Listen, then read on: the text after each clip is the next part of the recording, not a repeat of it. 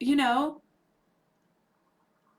it doesn't it doesn't mean that you've failed at having higher consciousness because you don't want to argue with somebody.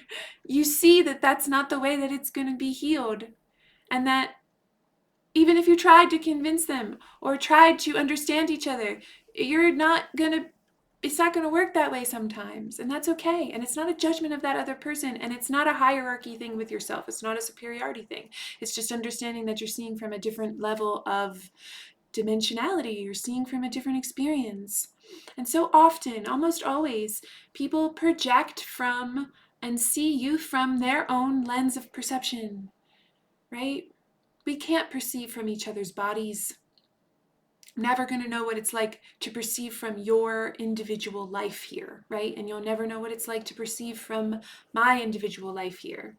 But where we see each other as one is where we all experience the field in love. And that is shared. And that's the only thing that's really shared. And that's the only thing that's really real.